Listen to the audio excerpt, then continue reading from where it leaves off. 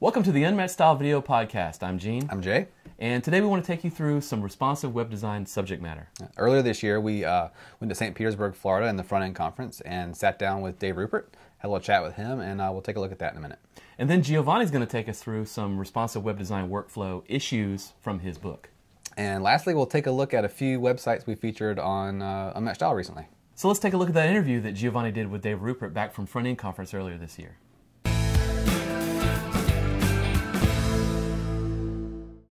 When we first started doing responsive web design, or when it first came out, we were haters big time. Really? Like hater pants up to here. Like it was so just almost nonsensical, you know. We were just purely like in defense mode and irrational. But well, what made you how'd you get over it? Just trying it out and seeing other possibilities? Or? Yeah, well, we tried it out. We put it on just a few sites really poorly, but we just, we're trying it. Right. We got a call from the Do Lectures, who are over in the UK in Wales, and they said, we want to do HTML5, which was still like kind of newish then. Yeah, it was like, whoa, buddy, and then, but it was going to be HTML5 video, which is still kind of a nightmare, but we got it going with, pins and needles. It's still working or whatever. But right. then.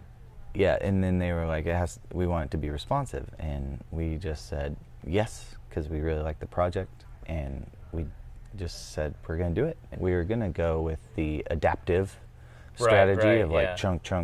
Right. And, that's kind of like a good intermediate approach, yeah, I think it's cool. I think it helps you get to the fluid stage of life, but we just realized like it's not great, and it feels weird. It feels like when you resize, like this website's afraid of the corner of the browser, and it's like escaping it. Yeah. So we didn't like it. Right. So we said, let's go fluid.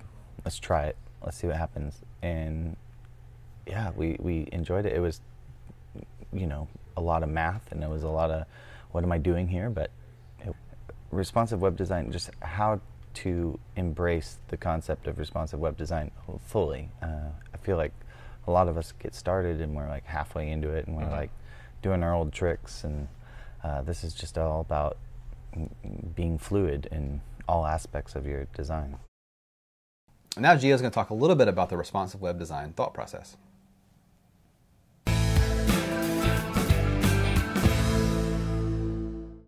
A lot of attention gets paid to the three parts of responsive web design, media queries, flexible grids, and flexible media, which basically just define what responsive web design actually is. But the problem that I think most people have when trying to implement responsive web designs is that they don't really know how to approach it. So I'm going to talk a little bit about the thought process behind approaching a responsive web design. Mobile phones are much narrower, and so we have to anticipate that we're going to have almost, or effectively, no space to have multiple columns. How do we accommodate that? So when talking about navigation on mobile devices, we have this primary navigation over here, and then it centers, and then we have to collapse it in some way to either stack vertically or to have some other system for getting to the navigation.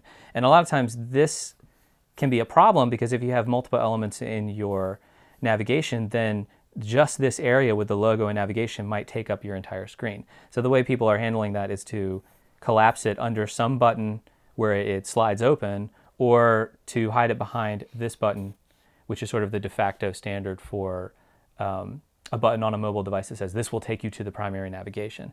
And the reason why they can do this is because oftentimes primary navigation is repeated in the header and the footer, which it's a good usability thing to do. So because of that, that this navigation is going to be in the footer. So in this case, if I hid the top primary navigation behind this button will just, when you click on it, it will just take you to the bottom of the layout where the primary navigation is in the footer, and then you would have this stacked view of it. So every page always has this available. This just, links to the area where this is, and the navigation doesn't get in the way of the main content. So when people land on your page, they actually see the content of the page. It makes it simple to hide this stuff and it makes it simple for people to get to the primary navigation. Next up, we're going to take a look at a few websites that have recently been featured in the gallery that do a good job of utilizing responsive web design.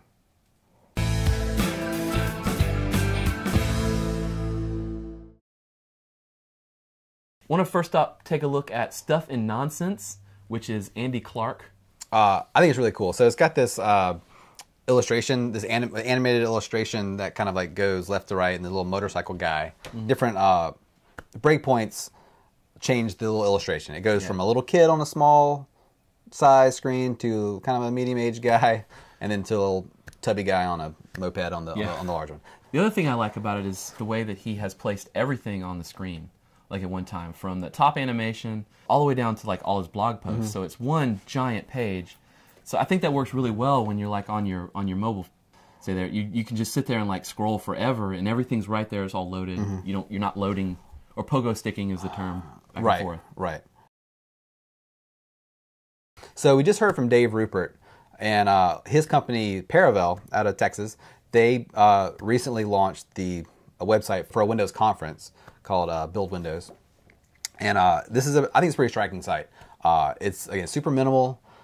Their obviously, I guess, direction was to say make it jive with Metro. I think it's a beautiful site. I think Paravel, they do a really good job of distilling a website to like just the essential elements and making it really work really well, because it still has character, but it's still super minimal, and it also fits within this Windows brand. So earlier this year, Starbucks, we all know who Starbucks is. I like Starbucks. Really? Yeah. Yeah. Well. But anyway, so they launched a responsive site. Yeah.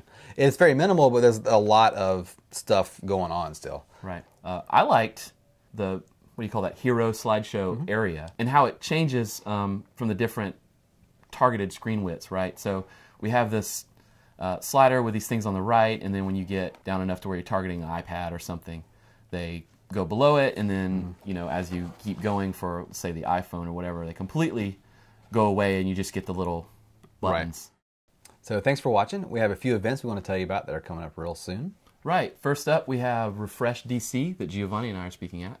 And then we're both going to Web Afternoon Charlotte. Cool. Then Giovanni is speaking at Remix South in Atlanta. And then he's also speaking at Future Web Design in New York City. Right. And one important thing we want to tell you about is on October 4th and 5th, Converge Florida is happening, and that's in Tallahassee. That's right. That's our own conference that we love putting on. Some interesting info going on there. We just sold out the planetarium room that we wanted to have it in, and we're moving that over to a bigger space, the big IMAX space, so that we can get more fine folks in there. Cool. So make sure to check out Unmatched Style to keep up with all these events and probably even more. Yeah, because we have a lot going on. So until next time.